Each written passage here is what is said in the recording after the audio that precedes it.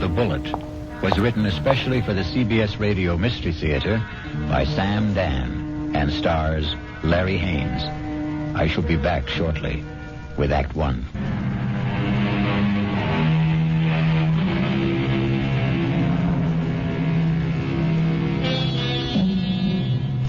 It's a quiet little bar, Paddy Noonan's, and Jerry Price stops there every evening on his way home from work. He's not looking for anything special in the way of atmosphere, adventure, companionship, and he has no intention of getting drunk. Just a couple of beers, perhaps, to bridge a busy day, to ease the fatigue, the strain on his nerves. In the comfortable half-light of Paddy Noonan's, the world outside becomes vague, distant, especially when Old Man O'Rourke is holding forth. And he lay there, his head against the barricade, and the blood from him falling soft upon the pavement. I looked in his face, and I could see his death was upon him. "'Tis a bitter thing," I said, "to die at 17. And for a moment his darkening eyes held mine. And with his last strength he said, "'Tis a sweet thing to die for Ireland." Sweet indeed, Mr. O'Rourke.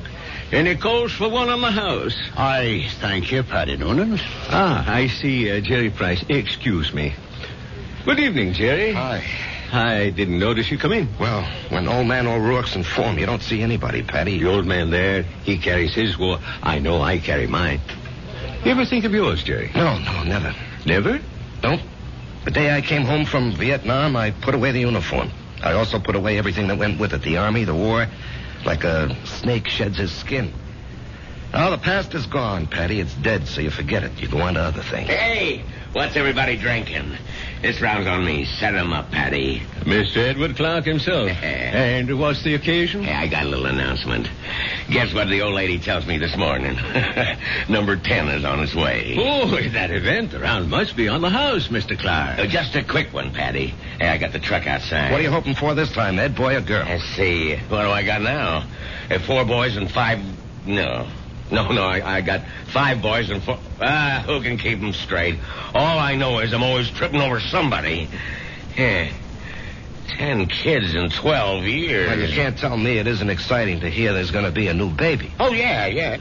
I know it's going to be a kid that'll wet its pants and keep me up half the night. It's another mouth I got to feed. Yeah, well, guys, I got to ride. I'll see you tomorrow. You know, Betty, it's funny. People who don't want kids, can't stand kids, can't afford them, can't raise them, they can't help getting kids. Whereas, guess there just isn't any justice in this world. Well, there may be no justice, Jerry, but there's always hope. How long have you been married?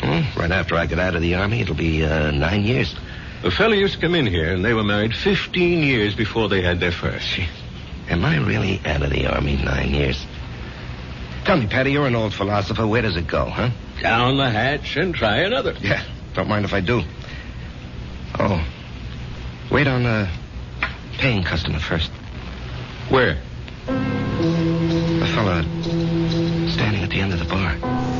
What are you saying, Jerry? There's nobody standing at the end of In the brown hat and a raincoat. Now, Jerry, what are you saying? I know. That's Paul. Tell me what's the matter, Jerry. Paul. Jerry, listen to me. There's nobody. Paul. Hey, he was just standing here. Where'd he go? Where is he? Jerry, where is who? Are you all right, Jerry? Yeah, I'm all right. But I saw him. Who? Oh, a guy I was in the army with. The two of you. Were you close? He was my buddy. Well, when was the last time you saw him in person? The night he was killed. Have you ever seen him again? Like you thought you did just now? No, this is the first time. Well, maybe you need a rest, Jerry. Hattie, why now? Why tonight after all these years? Well, you say you saw him last the night he died in battle. Well, the sight of him dead must have stayed with you always. But that's not how I just saw him, Patty. He wasn't in uniform. He was in civilian clothes. You might have pictured him as he looked at a happier time. I never saw him in civilian clothes. We met in the Army. And, Patty, I didn't see him as he was then. We were both kids, about 20. I saw him the way he'd look today, about 30. His face was more mature. Jerry, are you sure he's dead? He is dead, Patty. I just saw him. I know I saw him.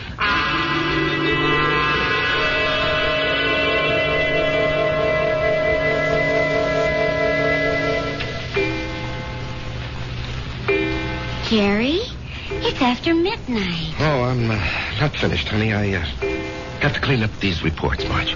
Honey, a new rule has just been passed in this house. All paperwork shall be done in the daytime. Marge, I have to call on customers. Be reasonable, huh? Am I the kind of wife who makes idle criticism? No, indeed. Constructive suggestions, that's my motto.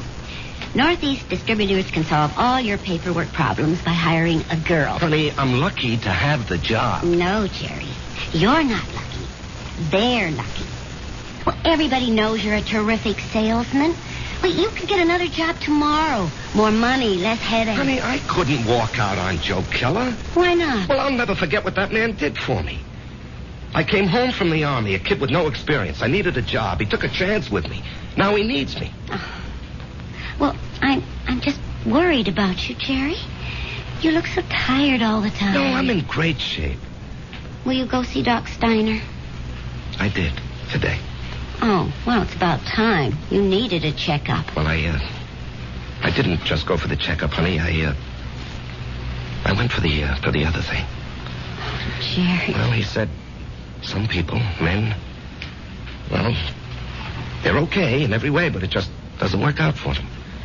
Jerry, it's all right. No, honey. It's all my fault. Honey. It's just unlikely there can never be any kids. He said unlikely. What he meant was impossible. We've got each other. Yeah. If only you didn't want a child so badly. Now we'll definitely think about adopting. Okay? Yeah, okay. Sometimes that works out even better. Come on, honey. Let me see you smile. Marge, I don't know what I'd do without you. Oh, that makes us even. I don't know what I'd do without you. Come on, get to bed. Yeah, I'll just have a cigarette, huh? Honey, why'd you turn on the music? To make sure you don't try to sneak in some work. I know you can't concentrate with the music going. I'll just be a couple of minutes, honey.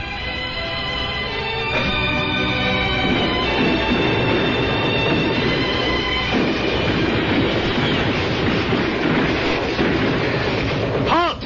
Let's hear that password. Paul, is that you? Jerry. Hey, climb down the hole, make yourself at home. Man, I'm so beat I can't even remember the password. That's all right. I don't even know what it is. I got a cigarette? What'd they want back at the CP, Jerry? Patrol. You going? Yep. But you went out yesterday. Well, maybe I better write to my congressman, huh? I don't have any more cigarettes. Here, finish this one. Paul, I don't know if I can go out again. We're being relieved tomorrow. We were promised a rest. I just don't know if I can go out again. But you ain't going out, Jerry. Didn't you hear? I'm going. Oh, no. I'll say you and I made a trade. No, Paul, I can't let some other guy but do... I'm not some other guy. I'm your buddy. What's the matter, Jerry? You never did it for me.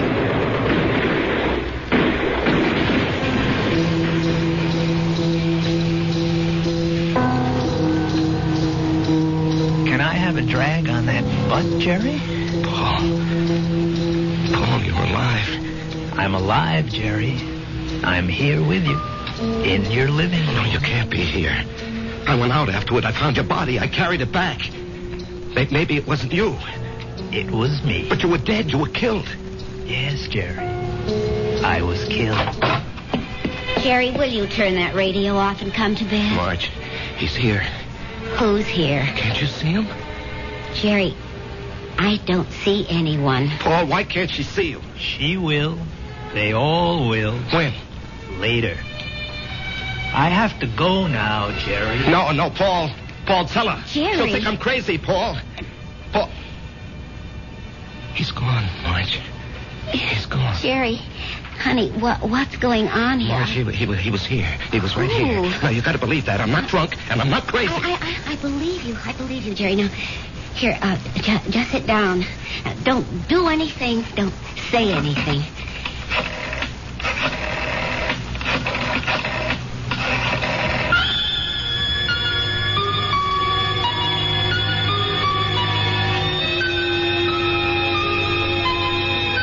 And we know who she's calling. But can a doctor help what ails Jerry?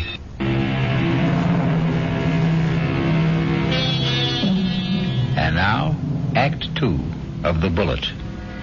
Let us trace the path of the bullet. We have a worried Marge, a concerned Dr. Steiner, and a distracted Jerry. Tell me about this man, Paul, you called him Jerry. I said we were buddies, Doctor. That tells it all. Jerry, please don't be so hostile. Dr. Steiner's only trying to help. You were buddies. You came back alive and he didn't. Yo. There's an extensive medical literature on the subject. Oh, I'm sure there is. Jerry. I'm not being hostile, Marge. I know I saw him. Of course you saw him. Well, finally. But that doesn't mean he was there. You see, Jerry, the death of a wartime comrade remains an eternal reproach. All who survive are sentenced forever to feelings of guilt. No. Doctor, the wars are fought by kids in foxholes. The literature is written by doctors and officers. That's hardly fair, Jerry. I'm the authority on war, Doctor, because I was a kid in a foxhole, and I don't feel guilty about my buddy. You don't? No. Tell me why. No, you wouldn't believe it. Try me. All right. You see, there's a bullet, and it's designed especially for you. And if it's your bullet, it'll find you no matter where you are. You can't evade it, you can't avoid it. It was meant for you, it was meant to be. You and the bullet. Both of you were dust, originally. You were dust because the Bible says so. And the bullet was also just dust in the ground. Well, that bullet was mined and refined and cast into metal. It was shaped into a slug and joined with a shell. It was one of billions of bullets, but it was yours, all yours. And at the right time, there'd be a tremendous explosion of gases in a narrow chamber. And the bullet would be torn loose from the shell case and spun around the grooves of a gun barrel and hurled through space. This is the bullet you don't hear. You don't hear it, Doctor. You don't hear it whine past your ear or ping off a rock or thwack against a tree. That's because it's your very own bullet. It's coming to meet you, or you're going to meet it. It's been arranged. You see? It's an appointment that can never be broken. The dust that had become the bullet would encounter the dust that had become you. And after a while, both of you would become dust once again and return to the ground. Your original home. Jerry, I know you're overworked, you're overwrought, you're overtired. I keep telling him to slow down. Okay. I know I'm under a strain. I know I'm working too hard, but what can I do? Jerry, try to understand. Right now, you're having what is popularly known as a nervous breakdown. This alleged visitor from another world. I say he's an illusion. I say you have subconscious feelings about him which you're not aware of. And I say they burst through because of heavy pressure on your nervous system. Yeah, I knew you'd say that. Prove me wrong. How? Go away. Get out from under. Rest a while. Relax.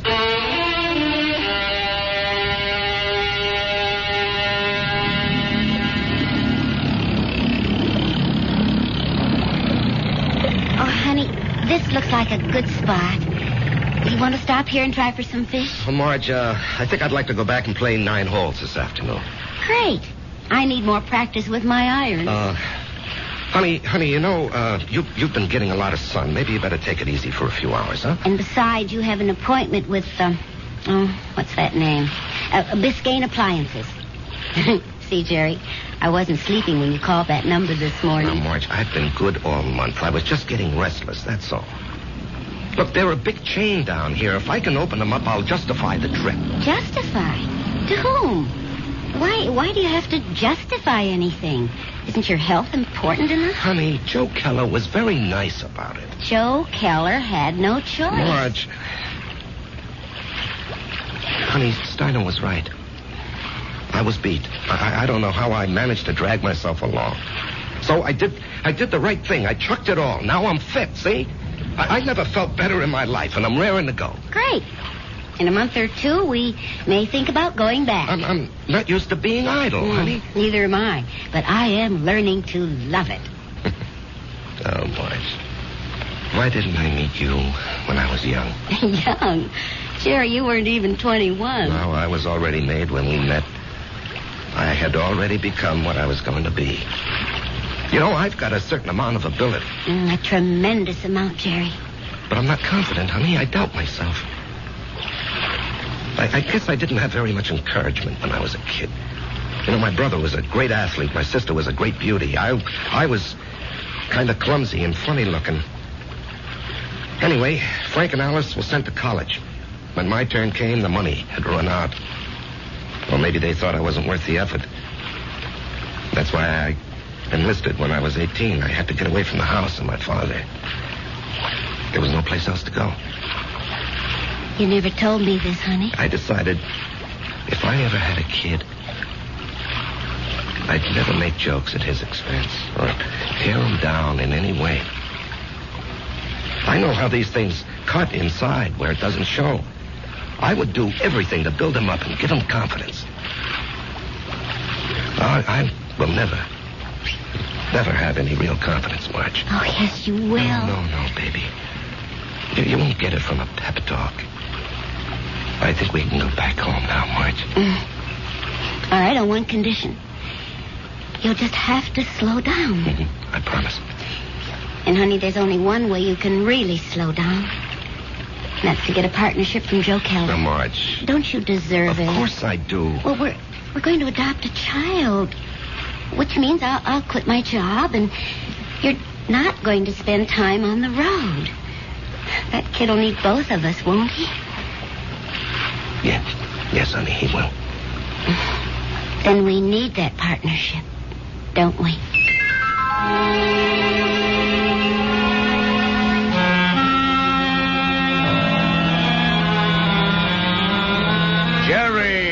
Jerry, baby.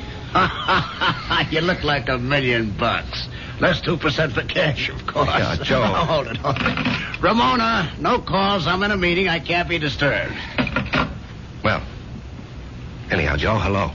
I want you to take it easy for a while, you hear? Yeah, I'm ready for action, Joe. Oh, you think you're ready. Now, listen. I know you had a lot of expenses. I want you to take this little check. It's only $500. I'm strapped for cash this week. I had to pop for a whole new computer setup. But anyway, I decided to increase your bonus to 5%. That'll amount to a pretty sweet raise, huh? Now, Joe. Don't thank me, kid. You're entitled to it. We got to make sure you don't get sick again. Joe, I have to talk with you. Well, sure, kid. What about? Well, it's personal and important. Well, let me buy you lunch.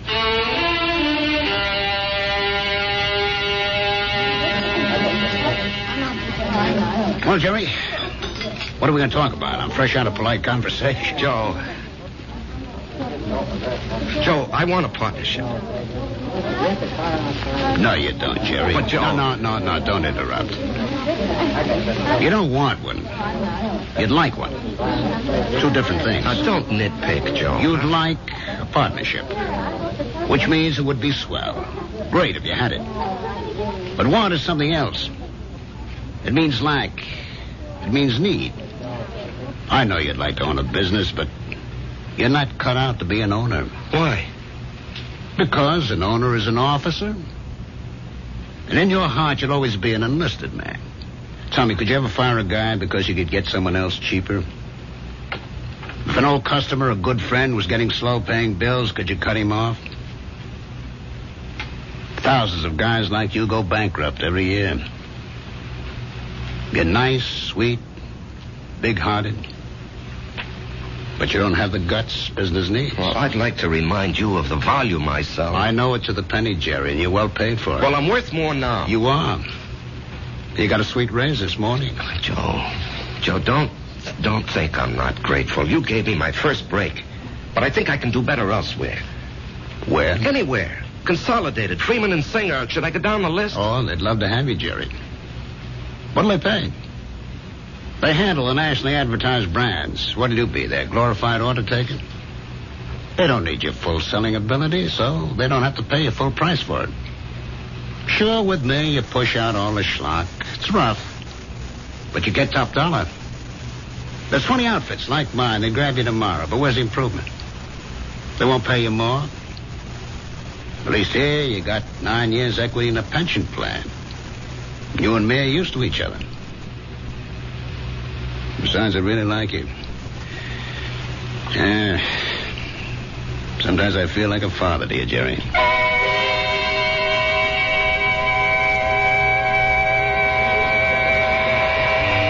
was a fiasco, Patty, a fiasco. And how do I break it to March? Oh, what's it all about, Jerry? Well, at least I don't have to put up with Ed Clark tonight. I think I'd punch him right in the mouth. We'll be deprived of his wonderful company the next 2 weeks. He's tooling that trailer into the southwest. Hello, Jerry. What? Patty. Patty, is someone standing behind me? No, Jerry. Paul, will you tell me why? I'll tell you everything, Jerry. When? Soon. I think maybe tonight. Paul, why do you keep popping in like this? I don't know, buddy. I can't control that. Yeah, but Paul. Patty, don't you see anyone? No, Jerry. You didn't hear anyone talking to me either. No. Patty, do you think I'm crazy? Well, maybe you should see a doctor. I saw a doctor. Well, how about one of them psychiatrist fellas? I never even told my wife. I did see a psychiatrist. But after a while, I figured, why pay him $50 an hour when I can come in here and talk to you for nothing? Well, there must be more to them fellas than that. Oh, sure. He said that the roots of my problem go back to my unhappy childhood. But, Patty, I have a brother, Frank, who feels terribly insecure. He goes to a psychiatrist, too. Why? He had a happy childhood. Put it this way. If you see someone and I don't, the flaw can be in me and not in you. Drink? No. I better go home and face the music.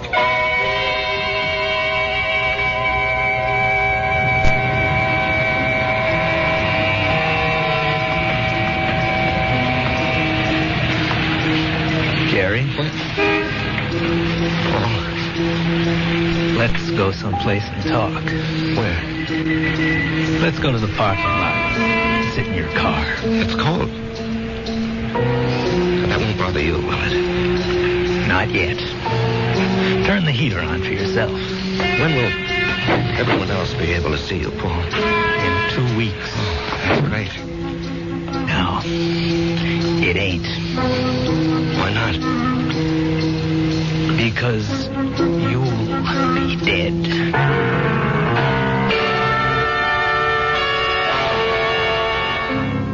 Because you'll be dead. Cold words from a warm friend. The chill inside the car becomes intense. But Jerry knows there's no point in turning on the heater. We'll rejoin these two friends when I...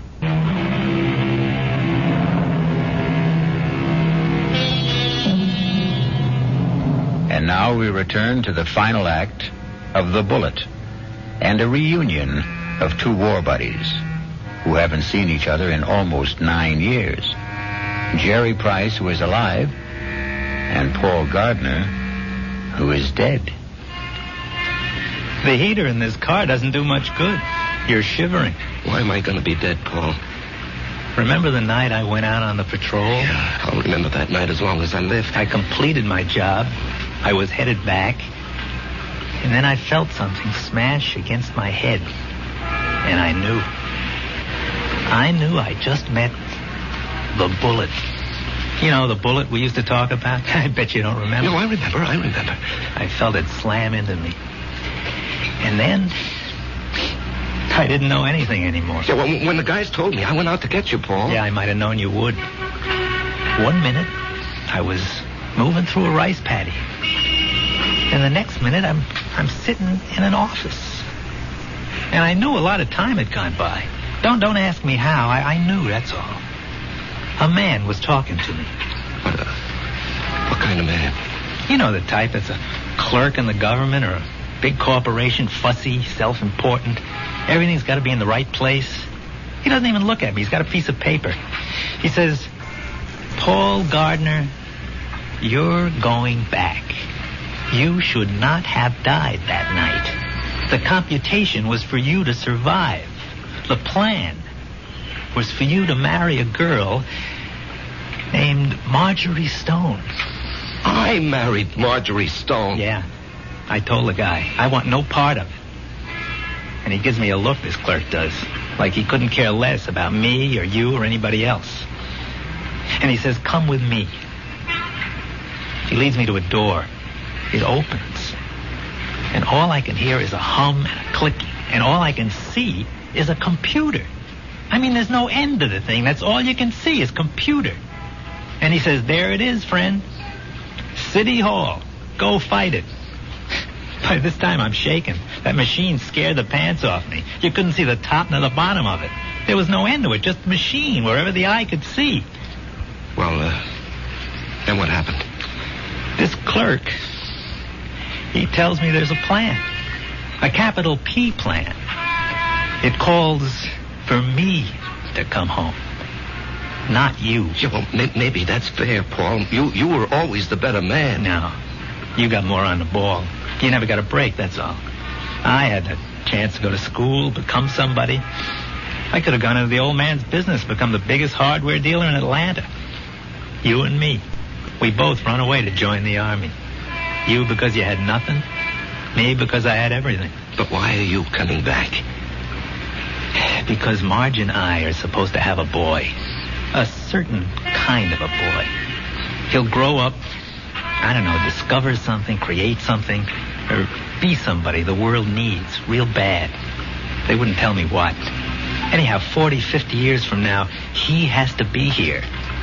And of all the millions of men and women, he could only be born to me and Marge. When am I leaving? I told you. In 2 weeks. How? 9 o'clock at night. A trailer truck will go past Patty Noonan's saloon. Just as you're crossing the street. And why does it have to be like that? Because you don't know how careful these things are figured. You could get killed a million ways. But the plan calls for a truck driven by a guy named Ed Clark. Oh, yeah, I know Ed Clark. He doesn't have a good record, so it'll be easy to prove he's a careless driver. He works for a big outfit, so Marge will have a good settlement. But why? I still don't understand. She'll need the money. You see, I won't be a good father. Not as good as you, for sure. Oh, I'll love the kid. I'll love Marge, but I won't be there a lot. You know me. I have to keep moving. But if you know how important it is for the kid... I won't know. Once I'm alive, I won't remember any of this. Now, you say it's all figured out, maybe not. The human element. How can the machine predict Marge would go for you, huh? With all due respect, Jerry, did I ever have any trouble landing any dame I had my sights on? Well, with all due respect, I can't see Marge falling for your line of chatter. She will, Jerry. I'll be there when she's having a bad time. She'll be all alone. She'll need somebody. Things will take their natural course. Sure, she'll see through my line, but after a while she'll get to like it. I'm different. You're quiet. I raise hell. You let things eat at your insides, not me. I pop off. Maybe my way's no better in the long run. And she's married to you, and she loves you. But deep in her heart, she loves my way better. She'll fall in love with me. Jerry, you have to believe I don't want to do this, but it was your bullet, not mine.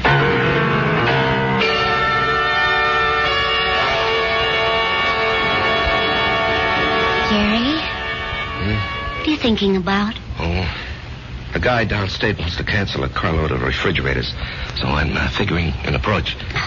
Didn't we agree we'll work at home? Yeah, well, honey, this is just thinking. Did you talk to Joe Keller about the partnership? Yeah. And? He said no. Did you give him notice? No, he gave me a raise. Oh. Okay. Marge. Why don't you mix us a drink? Honey, aren't you going to say anything? Mm-hmm. Don't put in too much ice. Marge, please, you don't understand. I understand. I married a certain kind of man. And you're stuck with him? No. I'll stick by him. Because I love him. Would you have wanted a guy who'd barge into Joe Keller's office and say, Joe, either give me half the joint or I'll open up across the street and run you out of business? Oh, come on, Answer me, Jerry. Marge. I have to know. Well, maybe I did. Why didn't you marry him? He never showed up. So you settled for me. That's what's known as falling in love. Come on, honey, take me to the movies. No, I don't want to take you to the movies. Let's go downtown and see a play. But that's a lot of money. Are you going to worry about money?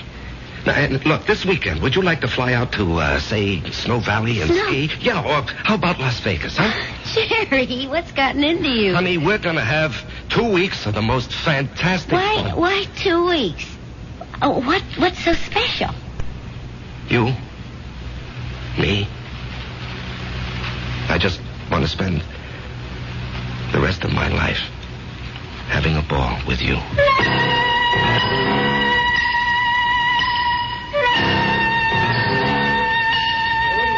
Well, hello, stranger. Hi, Pat. Haven't seen you. Why, it must be weeks. Where have you been?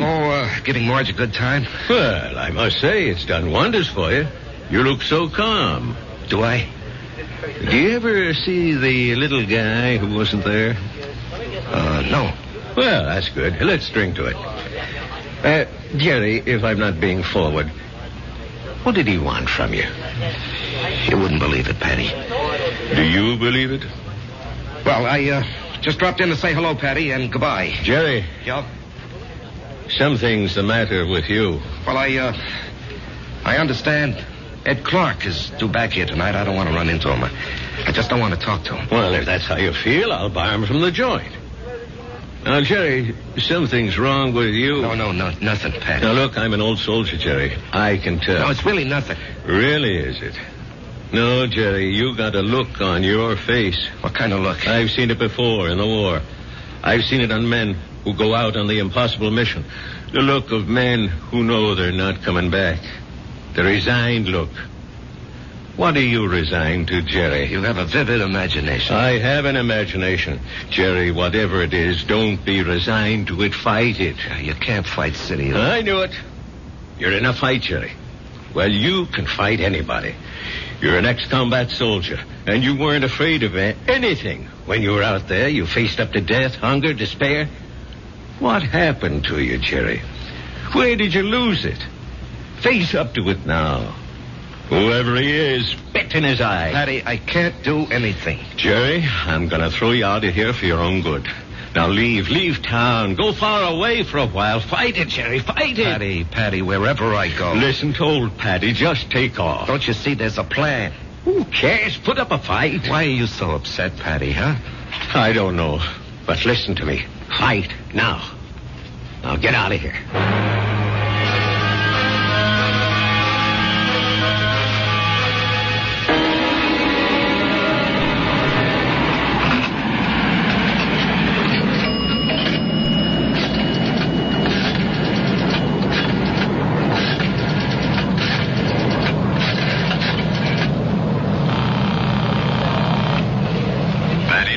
Patty, it's Jerry. I decided to fight it. Good boy, Jerry. You know, Patty, there's something about your place. I don't know how to say it, but I feel stronger, better, away from it. Well, I don't mind. So I'm going to fight.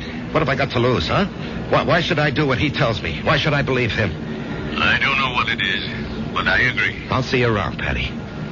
Universal Airlines, flight number 3 for Los Angeles and Mexico City, now boarding at gate 17. Who you calling, Jerry? Marge, I have to tell him.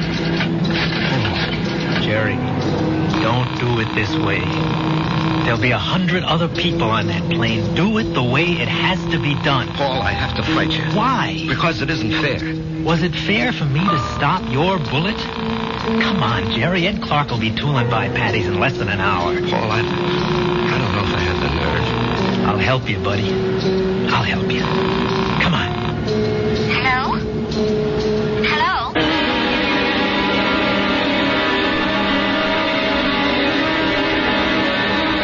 What is it, Mr. Noonan? I called you, and I hope it wasn't out of turn, Mrs. Price. It's about Jerry. What about Jerry? He's sitting back there in a booth. Now, wait. Don't go to him yet. He's in trouble. Well, it can't be. We've had such a glorious 2 weeks. He's in trouble. Well, what kind of trouble? I don't know.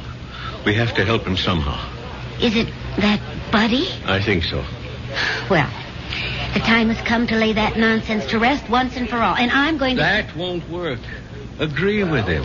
Show him anything he wants is okay with you. Don't fight him. Or we can give him his love. Hi, honey. Hi. Buy me a drink. Oh, sure.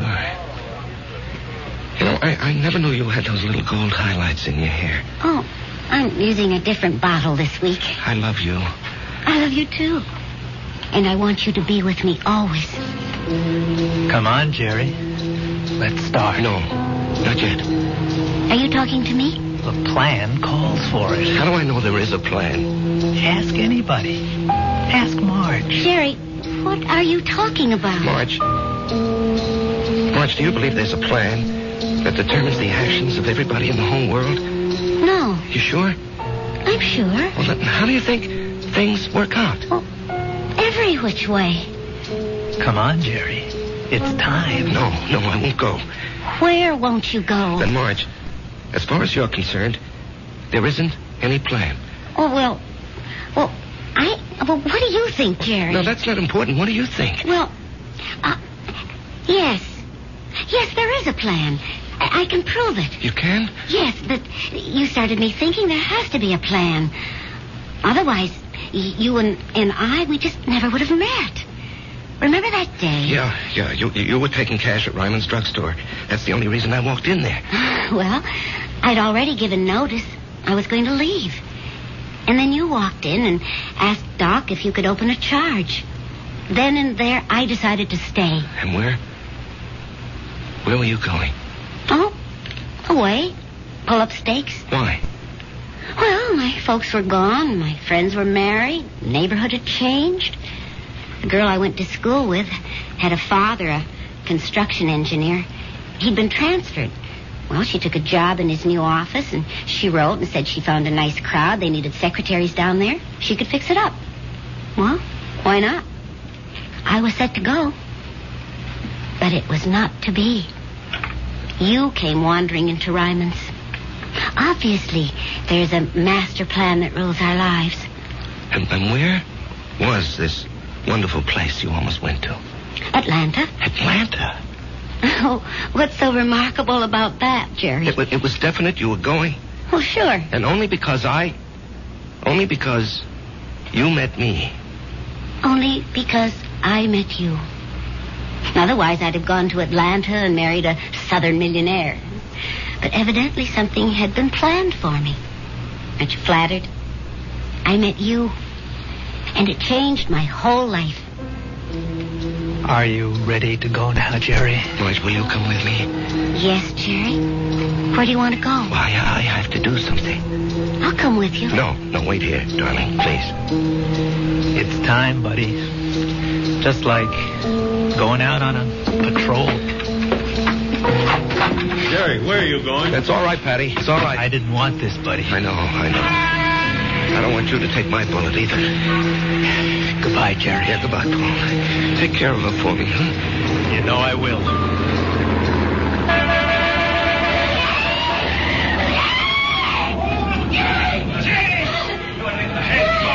Call the police! Get an ambulance! Oh, Jerry. Barry. He's dead. Here, miss. Here, you're cold. Let me throw this coat over you. She's gonna faint. It's all right. I've got her. We'll bring her into that bar where it's warm. Give her a little stimulant. It's all right. Everything will be all right. Everything will be... It'll be all right.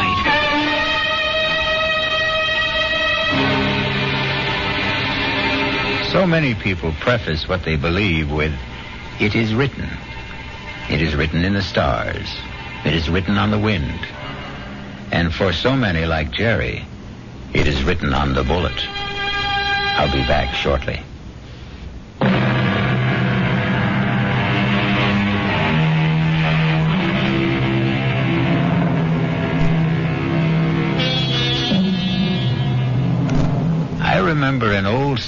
once told me he wasn't worried about the bullet that had his name on it. What really bothered him was the bullet marked, "To whom it may concern." Our concern is mystery, excitement, suspense, thrills, and chills.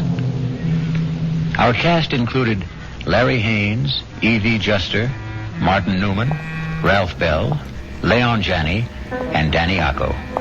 The entire production was under the direction of Hyman Brown.